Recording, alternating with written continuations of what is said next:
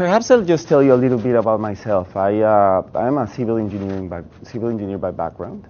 Yet I went to a grad school of urban planning, and I also did grad school in transportation engineering. That was like 10 years ago.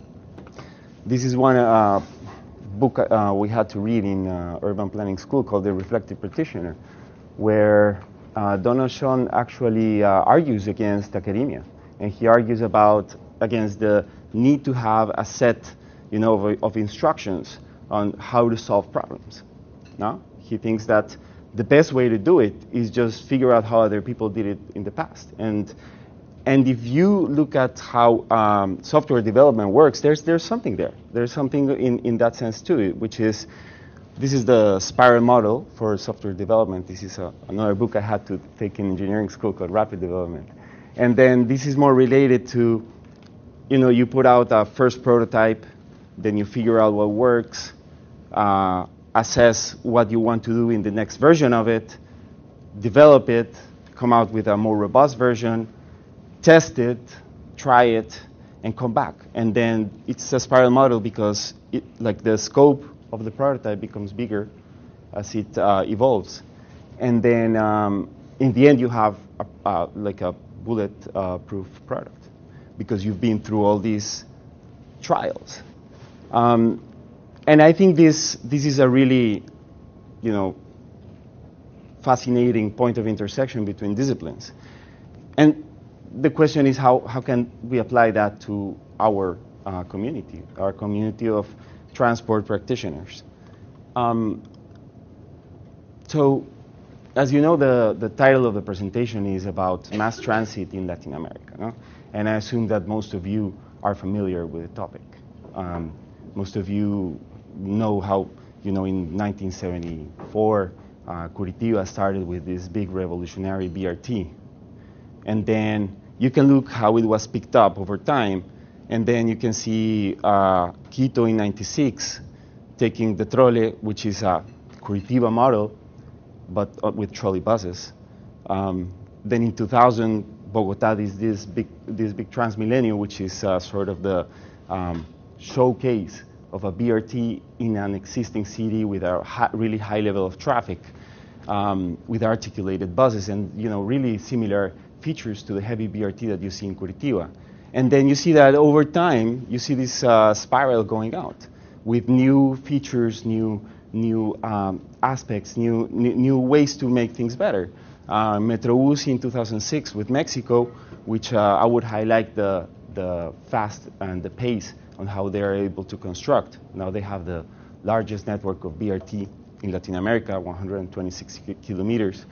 Then you have in 06 and 07 the Sao Paulo and Santiago, which try to think about how can we integrate not only this only one corridor or this only one project within itself, but with the rest of the city. And in the end, having one single fare collection and method and one single fare media with good and bad results. I assume you know that Transantiago didn't come out very well at the beginning. And Sao Paulo, I think it has had good results. And later in 2011, you have Metrobús in Buenos Aires, which takes a very different approach to the other BRTs, which have been closed BRTs.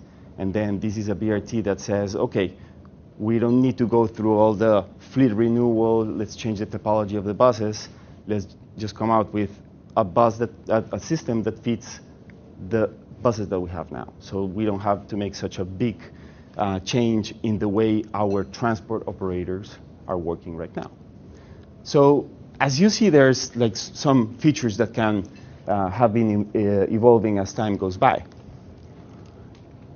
Yet, and this is what I want to argue, is our community focuses a lot in these first two stages of project preparation and project execution, which is planning and design. I've been coming here for 13 years for TRB. And I can tell you that most of the discussion, most of the talk is always planning, design. How to plan better, how to design better. But then comes the, where the rubber meets the road, it's the implementation. okay, I have this final plan, I have these final designs, let's get it done. And then is when a lot of problems come out. And these are problems that are not usually discussed as much as the first two, and number one and number two. And you can even like look at what sources of documentations you go and look at. So if you go for the planning stage, you can look at the master plans, and you have master plans in your hard drive, I'm sure. The same for design, you have the blueprints. And these are the features that you want to design, the route, the fleet selection, station. All these questions, all these topics are quite familiar to our community of practice.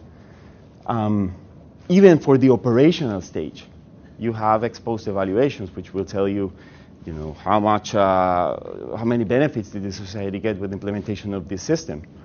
But with the implementation, there's not a lot of documentation either. And what you usually go to is press reports, because look at the topics that are there. Negotiations with operators, construction, social impacts, traffic detours, cost overruns, project management. These seem to be, in some ways, some old school topics, like old school engineering, how to, get the concrete in the ground and how to get the pavement well done. There are other topics, such as negotiation with operators, which usually are not very well documented because simply it's a negotiation and you cannot document it very well. So what I want you to think is, how important is this stage?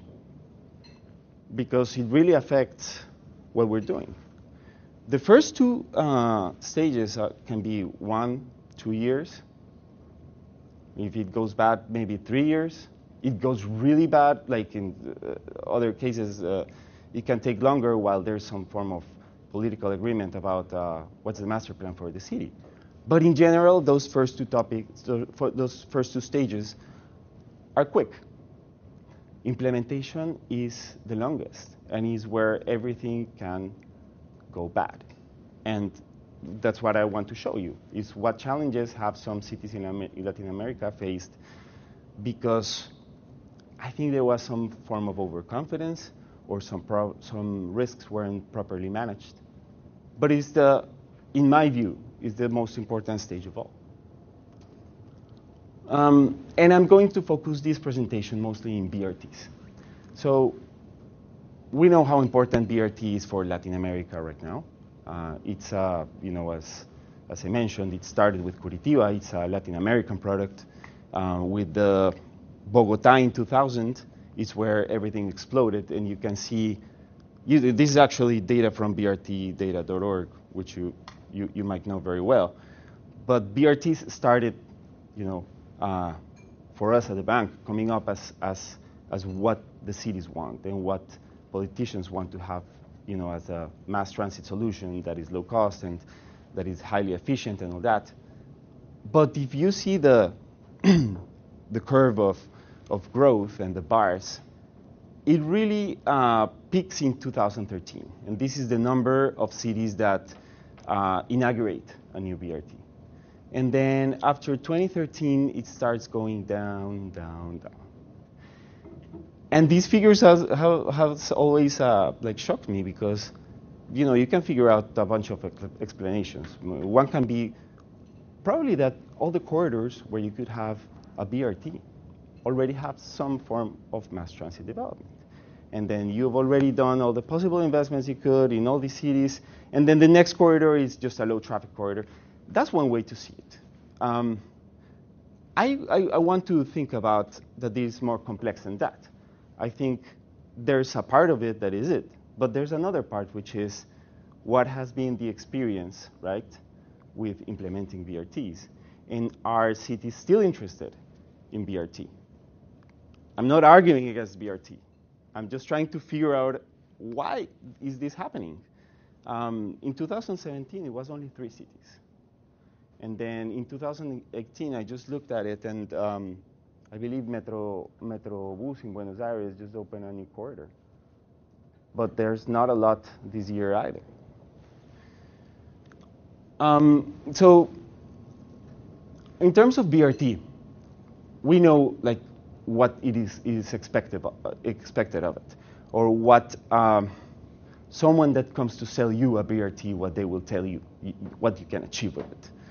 So I'll take this phrase from Juan Carlos Muñoz called the promise of BRT, which I really like. And these are some of the key features that make BRT so attractive. It is feasible to implement in one single term. It is cost effective because it is, cheaper to build than other mass transit solutions. The operational costs, you can probably recover them with some form of reasonable fare, right? You might not need a subsidy as you will likely need with a rail-based technology. You might reduce fare evasion.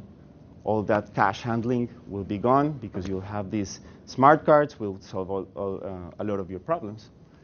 But what I want you to think is, what are you assuming under that? Because it seems to me that Transmilenio, which was the system that created this big boom in the year 2000, did all of this really well. And it was the blueprint for many other cities. But those cities probably, and all of us who have been involved in many of those projects, probably didn't measure really well what were the assumptions under it and what were the risks that we had to manage.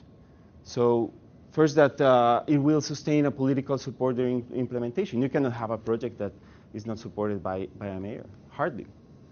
The promoter will be able to engage with all the stakeholders that are affected, negatively and positively, and bring them to the project. The city will be able to work transportation around the BRT. What about the other routes? Am I going to restructure it? What's going to happen to the drivers? What's going to happen to the bus owners? And then that the transit agency that will come out of this will be able to manage properly a system. So these are the underpinning assumptions that, as I mentioned, Bogotá did really well. Some cities after Bogotá also were able to meet, but not some weren't able to do it. So I'm gonna go over these 6 BRTs. These were projects in Latin America that had some form of a problem. I'm going to have just 3 slides for each city, right? And the idea is that in the end we can figure out what are the key takeaways or the key aspects that we should think about when we're going to implement a BRT. And this is, by the way, the reason why we started this is because at the IDB we are financing many of these systems. Some of these systems are actually IDB financed, some of them are not. But for us, it's really important in the moment that we sit down with a mayor, with a secretary of mobility, to figure out what are the things that you need to have in your mind that not everybody will tell you, that seem to be a given, but have been a problem for other cities. So let's start with Asunción in Paraguay. This is a BRT project. It's rather small, 16 kilometers. As you see, the city is 2.2 million. And what I want you to look at is the time it took between planning and construction, right? 2010, 2016, and the operation is expected to start this year. Most likely it will go to 2019. What happened between 2010 and 2016? Something that was completely unforeseen, which is, well, it was not totally unforeseen, but the Congress in Paraguay has to actually approve every single debt that the national government takes. And it has to be approved in plenary, in Congress, as opposed to many other countries that don't have to go through that way. And there really wasn't a full political buy-in on the project at that time. So it took 3 years and a half between 2010 and 2013, December 2013. That's when Congress approved the financing package. And only then the city, in this case the national government, could start to think, okay, I have to get a bidding package out. I have to hire a construction company. What does that mean? And then it's 2014, and then the national government also finds out that getting this done is not that easy, that getting this big road construction contract takes a while, and that building a team that is able to manage this construction contract takes a really long time. So another thing that happened is that the government took the decision to include other types of works, considering that they were doing the BRT for Asunción. And they included some utility works, electricity and drainage in particular. Later, they started doing the works, and what happened is they found huge opposition from the communities that were affected because they were building a road, and then there were business owners that had their economic activity disrupted. So why wasn't this foreseen at the beginning of the project? Well, it's been 4 years and 6 years since you got the first protest from stakeholders and from communities. So the question here was, could you have foreseen that it would take you so long? And if so, what could you have done in order to prepare, right, the community and make sure that you will have the adequate buy-in?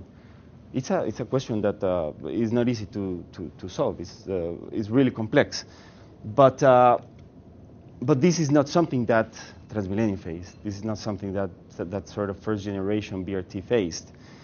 And it's become a huge problem for Metrobus. Metrobus is now, I wouldn't say stalled, but the construction pace has gone really, really slow down, mainly because of opposition from communities.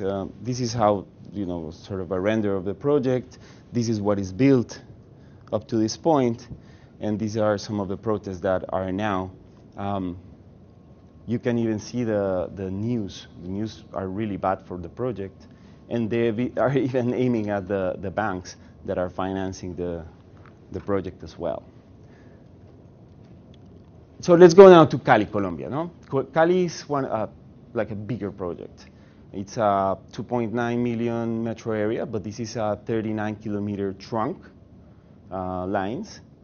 It's what would be heavy BRT with stations in the median, with articulated buses, off-boarding fare payment systems. And what's interesting about this one is it was thought to be offered to private concessionaires to do the operation, right? And then the expectation was, okay, so we will have the operators in the ground, and then they will have sufficient demand, right? So that they will pay for their construction, so for their operation costs. And then what happened in Cali was that in 2013, the concessionaires owed about $270 million to the banks, and we're losing $3 million per month. How did it come here? If this was a project that was so well planned, great designs, it looked as Transmilenio, it was in Colombia, we had the same people doing it in the second biggest city of Colombia, why didn't it go well? In the end, what happened is they trusted that they were going to be able to restructure or the routes around Metro Cali. And it was not possible. So the demand, in the end, was shared and cannibalized with other routes. And then those other routes were taking some of the passengers, some of the revenue, and these operators, which took the whole demand risk, got to a point where they had to be rescued. And the national government, in the end, kind of figured out this is something that was unforeseen, so we're going to figure out how to solve their problem. They did a stabilization fund. They agreed on increasing fares with the city of Cali, and they changed a little bit of the costs of the obligations in the cost formula that the operators had to take. I would say in the end, after the rescue plan, the operators are doing better, and I would say this is a successful project.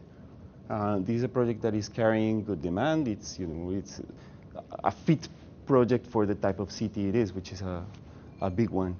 And this was actually the second BRT that was inaugurated in Colombia. But the other BRTs in Colombia have not, have had similar problems or even worse in terms of the liquidity of the operators. And in my opinion, it's related to a little bit to that assumption. I will be able to restructure the routes, right? But we all know that there's some resistance from incumbent operators.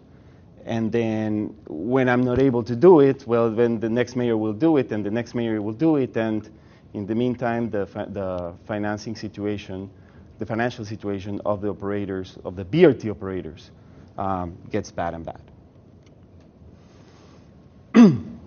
The next project is El Salvador, no? It's San Salvador. This is the smallest BRT that we've been part of. This is actually IDB financed.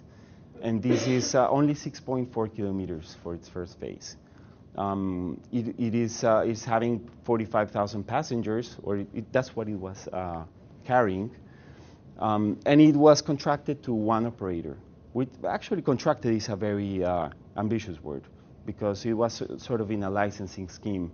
And this private operator is the incumbent. These were the existing operators that were there, and they got together into some form of a company, and they invested in some of the buses that they had to bring.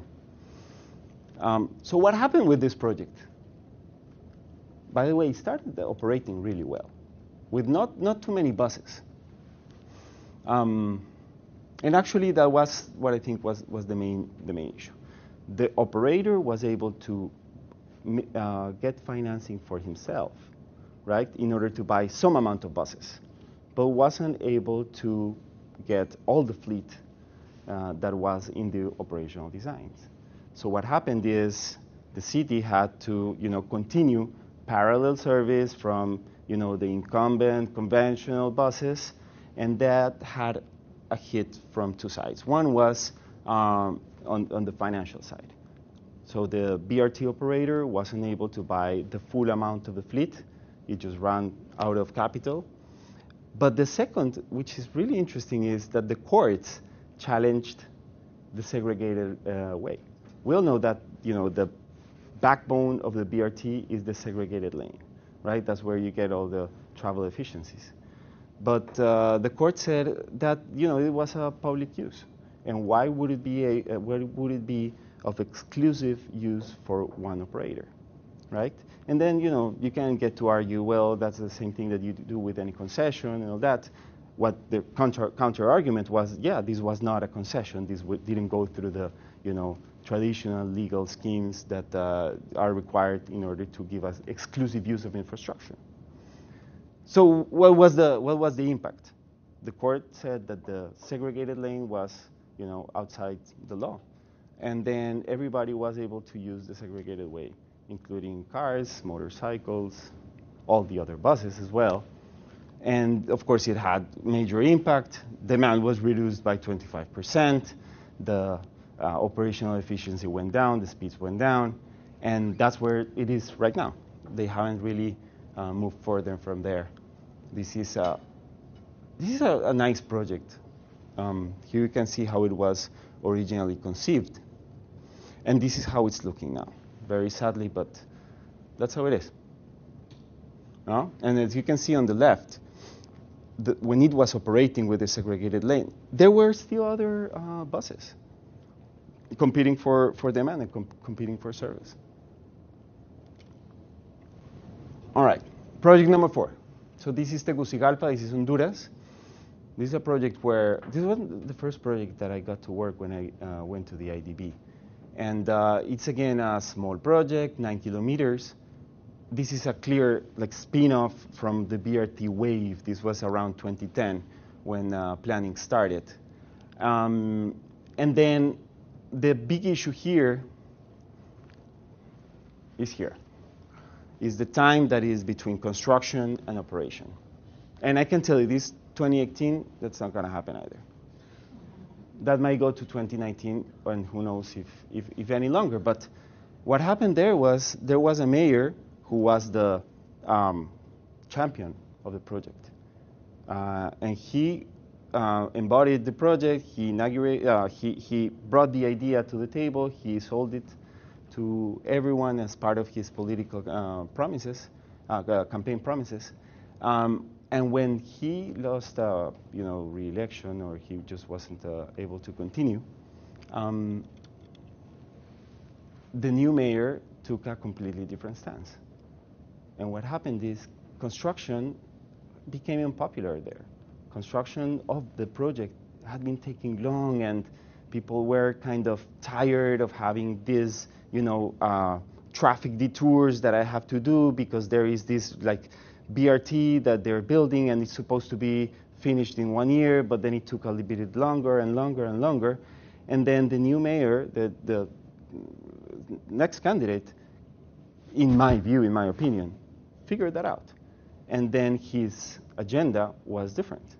His incoming agenda was more infrastructure heavy. And when I mention infrastructure heavy, is viaducts, is small tunnels, it's a bunch of bridges.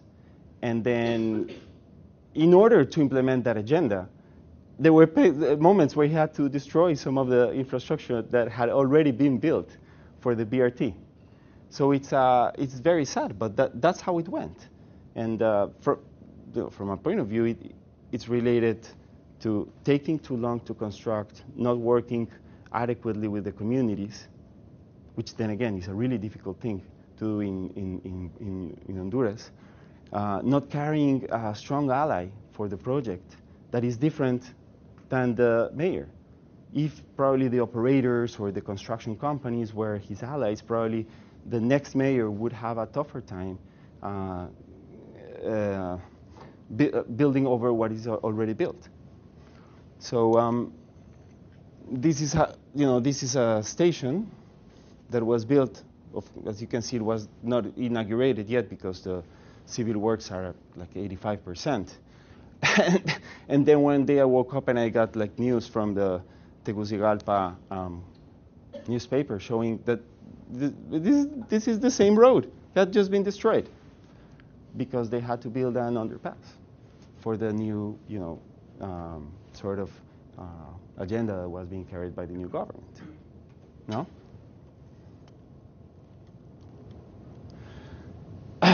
This project you already know very well. It's Transmilenio in Bogotá. I worked with Transmilenio, so I know the project really well. And what I'm going to tell you is by the time that I was still in doing my bachelor's, which is when the first phase was inaugurated. It was inaugurated at the end of 2000. And it was the first term of Mayor Peñalosa between 1998 and 2000. And the implementation failure, the implementation issue they found there, had to do with having to meet a calendar, a political calendar, right, in order to inaugurate the project. So they started building, they had to do about 41 kilometers of the first BRT lanes. And they were running into, calendar problems. And I don't know exactly how it happened, but they decided to change the specifications of the pavement. And the specifications of the pavement meant changing a solid material for one that's called fluid, relleno fluido, which could work in some cases, but it had not been tested for a BRT. More or less consider that a BRT had never been built in Bogotá. So this was all in order to gain some months in the calendar and being able to inaugurate the project before the mayor finished. What happened? Well, it was really bad. I mean, I don't know how many of you have heard about this, but when you hear about Transmilenio, you hear about how many passengers are there, like the efficiency indicators, probably the operational problems it has now, the stations are too crowded, etc. But you rarely relate it to the implementation issues they had. And these were really bad. It cost additional $33 million for the city just as a point of comparison, every kilometer of these Transmilenio cost about $5 million. So it was like they had to spend the equivalent of 6 more kilometers repairing, right, all the concrete slabs that were broken because they changed the design of the pavement during construction. It was a change that was unexpected. It was not tested. The materials were not the right ones. And then, very sadly, but the result is that a few public officers and some construction firms were issued sentences. No? There's a person that is in jail. And of course, that had an impact on the operational indicators of the project. So you have one project that is expected to go at 30-something kilometers per hour, at a good time of the day. And suddenly you have to make a new repair program, and you have to actually close many of the segregated lanes and facilities in order to fix it. This is more or less how it looked. And this is just 2 years after inaugurating the project for the first time. It was about 30% of the concrete slabs were damaged. And at one point, the rate of damages was faster than the rate of repairs. So, and I think the problem is more or less managed now, but still the impact that it had for the image of the system in Bogotá was very bad. Still the mayor, current mayor, Peñalosa again, is always reminded about this. Okay, and the final project that I want to talk about is Santiago, which is more or less a different type of project in the way that it's not a BRT infrastructure heavy project. It's more an integration of public transport project. It's a project where you have all the operations controlled and managed under a single system, and all the fare collection under the same system as well. This is a project that was planned by the best transportation engineers in the world. Not kidding. It's a really good school they have in Chile. And the famous name that this is associated with is the Big Bang, because I think it's February 10, 2007, when they decided to start operations instantly, right? And it meant taking out of all the existing buses, the yellow buses, and bringing in a new fleet, right, under a different contract scheme, and all the payment that was before cash, now it turned into a card. And surprise, surprise, they started having problems, they started having errors. The measurements they had in terms of how many buses do I need in order to serve this area of the city didn't turn out to be that correct. How many what's the size of the fleet that I will need in this corridor, considering that there will be a bunch of transfers and that people will be willing to transfer between bus and bus. Of course, they will be willing to do it because because the model says so, number one, but number two, because there's a bus stop now. And there were so many assumptions about the passenger behavior that now it's easy to go back and look and why wasn't this taken into account? The truth is, this was a trailblazing project. This was revolutionary, and but it didn't come out very well. And the impact from that first Big Bang affected everything from down on. Affected the image of the system, the perception of the bus system as opposed to the metro. Affected political campaigns. The recent president of Chile still runs on the campaign of more metro, less Transantiago. This is all because there's something in the deep subconscious of who is voting about, Transantiago again. No, please, I don't want any of that. And they have tried to fix it. And then, if you ask a transportation engineer in Chile, he will tell you, well, Transantiago has a good operational indicator in general. And you compare it to other systems, and it's not bad. It's not bad, but the image is still in the subconscious of population. And for me, the most interesting spin-off part of it is the fare evasion side of it, because the fact that nobody wanted Transantiago, and still a lot of people don't want it anymore, coupled with the bad service that struck at the beginning, had some people not paying for the system. On the other hand, you also had a big amount of failures of fare collection equipment on the very first days. I actually think it was more than a week, so that you weren't able to use the card. And then people just kind of continued not using the card. And like in terms of, this is really interesting, in terms of bus design, these are buses that don't have a turnstile, as opposed to buses in many other cities in Latin America that do. No? So it didn't have a turnstile. I can just walk in. I was in Santiago about 3 months ago, and we went to one of the busiest boarding stations. It's incredible. It's like rivers of people just walking into the bus, and you can talk to the past managers of Transantiago, all the academic sector there, and it's a really hard issue to tackle because there's something inside, that just doesn't give enough respect to the system. If it's not coupled with a really good service, there will not be a payment. If there is a really high fare, and the fare in Santiago is not low, why would I have to pay? No? There's a bunch of questions that make you think, well, implementation, we have to get it right. Yeah, planning and design, that's good, but the implementation part, the getting it on the ground, starting it, making it look good and making it operate good, both things, those are key. Those are key because these are the operational issues that you will get years down the road.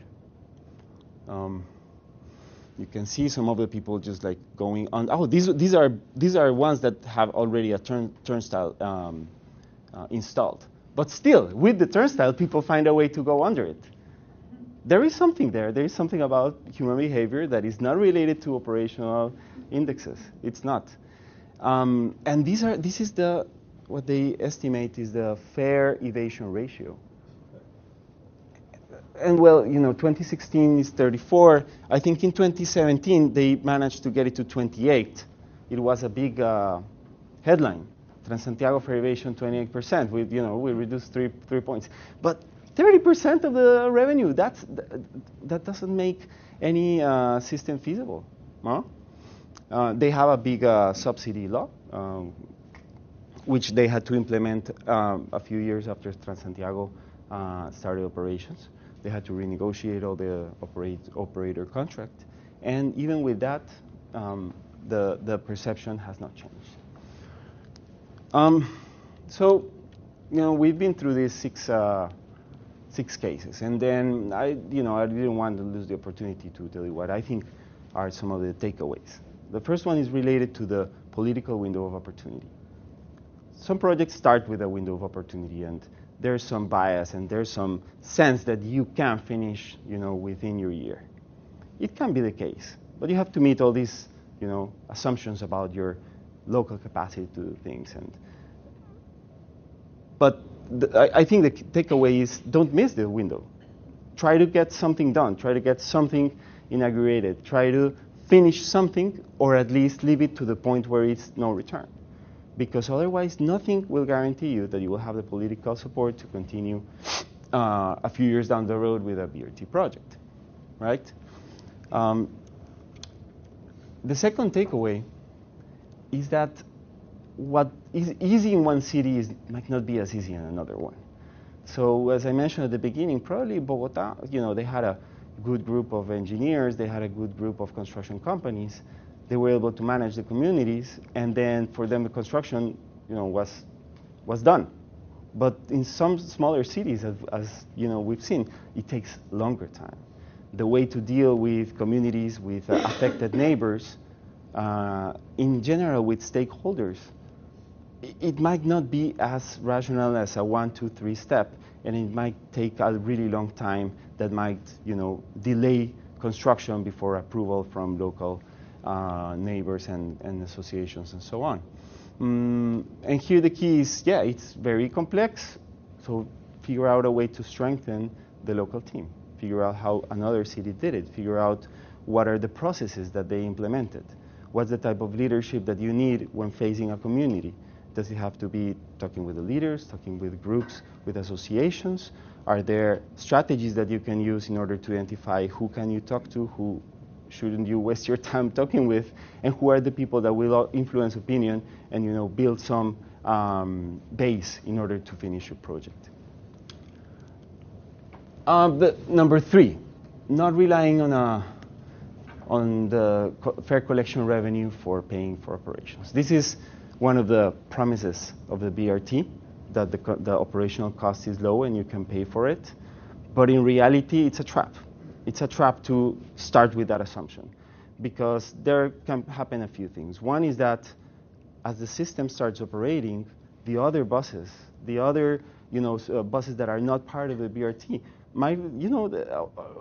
what's my role here? Why are the people having to pay 2 fares when they board my bus and they board the BRT? No, we need an integration, right? And it happens that when you integrate fares, now the revenue is not the same as you had before, because you have some fare policy and you have to, charge for transfers less than you pay for a full ticket, etc. I mean, or even in cases where the base fare is so low, right? And you're expecting to have articulated buses that have to be paid in some way, right? And then are you going to force the system, the BRT system, to pay for itself?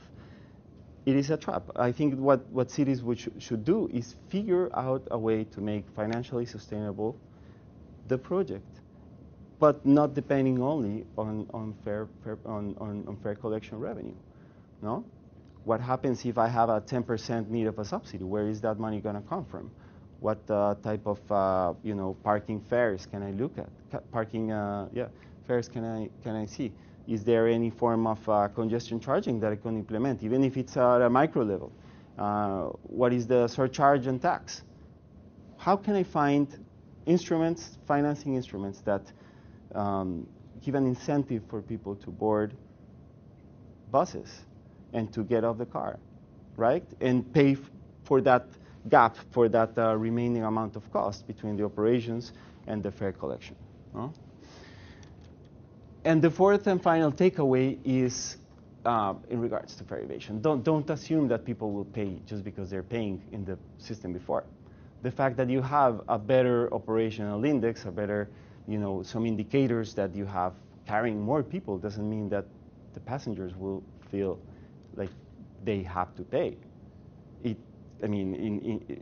Not every society will respond the same way.